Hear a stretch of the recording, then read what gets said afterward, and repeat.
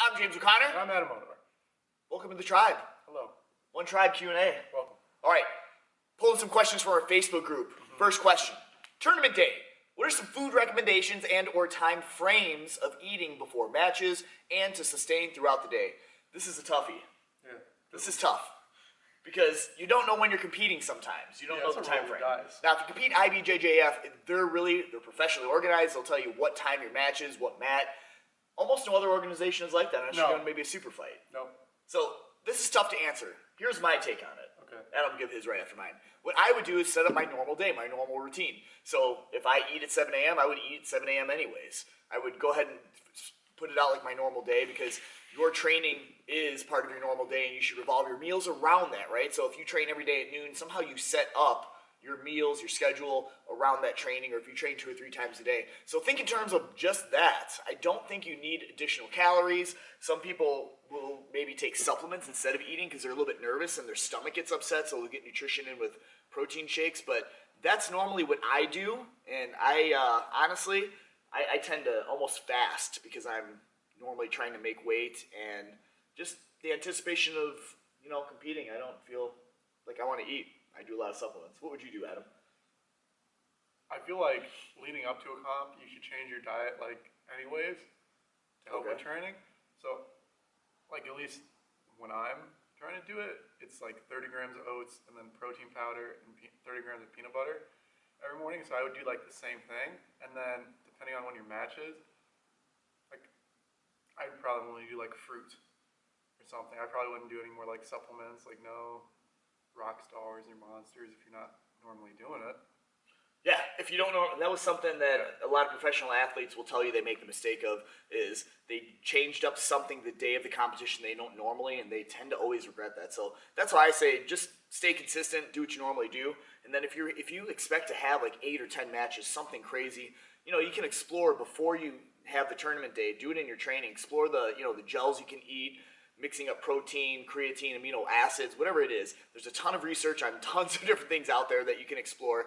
And, again, personally, I take a lot of electrolytes, amino acids, and creatine as well. So I try to consume a lot of that, especially electrolytes. That's something, we've been doing a lot of hot sauna, sweating a lot, and that's just something I've added to my diet. And if you drink at night, to avoid hangovers, of course, drink water afterwards, but putting electrolytes in it. You gotta be proactive. You gotta be proactive. Train for life. Train for life. That's what jiu-jitsu is all about. Add those electrolytes in there. I think it's a game changer. Anything to add to that, Adam? No. All right. So hope that answers that question. Second question. There it goes. Hey there. Having some knee problems. Nothing big yet. Any recommendations to make my legs stronger in general, specifically for jiu-jitsu? So I think, it's a fact that the reason your knees, any joint gets hurt is because it's out of alignment, right? If you step off a curb strangely and your toe turns in and you sprain an ankle, it's not because you were weak, it's because you were out of alignment. So many times when we're doing, say, guard play, and Adam's standing, he's trying to pass my guard, I'm always keeping in mind, it's like if you were in the weight room and you were doing a max squat or a leg press with a heavy weight, how would you position your body? And I'm going to do the exact same thing. So for me, when I'm playing guard, I'm always thinking my toes out, knees out, and I'm keeping my feet flexed. In this position, with my feet turned out, my knee out, everything's in line, my knees are going to be much safer. Now, if I start playing on my side and somehow I let my toes start to turn in and my leg starts to collapse, this is when, if Adam's passing, maybe he drops his weight on me suddenly, that's when a knee is going to get injured. If I'm like this, and Adam suddenly drops his weight on my knee and it's turned out, very likely I'm going to be safe. Also, I'm going to be stronger this way. Again, think seated leg press. If you're pressing hundreds of pounds, maybe 1,000 pounds, this is the position you're going to be in. You're not going to be toes together. You're not going to be knees in narrow like this. So I'm constantly keeping this position. And in fact, we do that with all of our joints. The same thing with passing. If Adam is on his back, and this also avoids kimuras. If my elbows are turned out while I'm passing, for example, it's super easy for Adam to grab a kimura. I get stuck in a position. And this is also unhealthy for my shoulder when my elbow is flared out.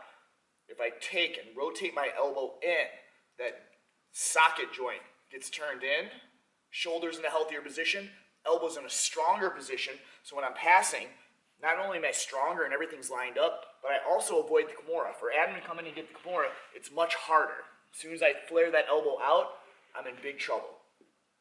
You can take a lot from weightlifting cues as well as yoga. If you listen to the cues they talk about in yoga, they're always asking you in those different positions like chaturanga to turn your elbows behind you. That's the exact same thing you should be doing when you're posting on the ground in jiu-jitsu. Passing the guard, it's keeping the elbow protected.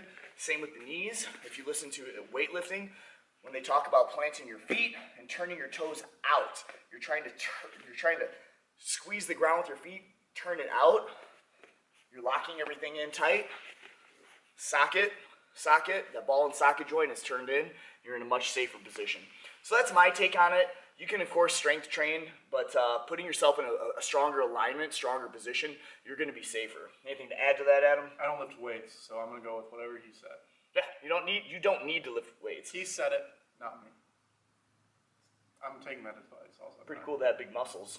Someday they'll come in. All right, last question. Someone was asking about back escapes and ways to set up omoplatas.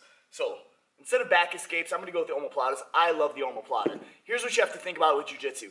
Instead of just showing one move, and when you guys go on Instagram and you look up moves to get someone's back or get into omoplatas, try to learn the concept behind it, then you can make up your own entries, your own moves. So for example, Adam's in my closed guard. In order for me to get an omoplata on his right arm, I have to disconnect his arm from his body, right? It's at that point when it's disconnected, it's coming away, then I can throw my leg over and I can get the omoplata, right? So how do I do that? He's going to keep his elbows in. There's a bunch of ways, but if I just told you to separate this arm, you might just start going like this, prying it, using your leg. So I pry it, use my leg. Now look, the arm is separated. You're going to have a much higher chance of getting an omoplata. You might get creative and you might sit up and do a big hip bump. Look, his arm is separated again from his body. So now with this position, I can sit back and go for the omoplata. You see, there's 100 ways you can get into it, but if you understand the concept of separating his arm from his body, once you understand that concept, you can get creative. So normally, of course, when I'm teaching, I'll show 1, 2, maybe 3 entries, but really we want to explore the concept. That way, when you're on your ride home, you're in your car thinking about what went right or what went wrong. If you understand the concept of this, getting the arm disconnected from the body, you can start creating your own ways of getting into an omoplata. He's tight. Boom. Watch. To separate his arm, I bet if I shove my hip over real hard, it'll get disconnected, right? So there's another entry right into the omoplata. All right, there you go. 3 questions, 3 answers. Hope this helps. Anything else to add, Adam? Once again, I don't omoplata anyone, so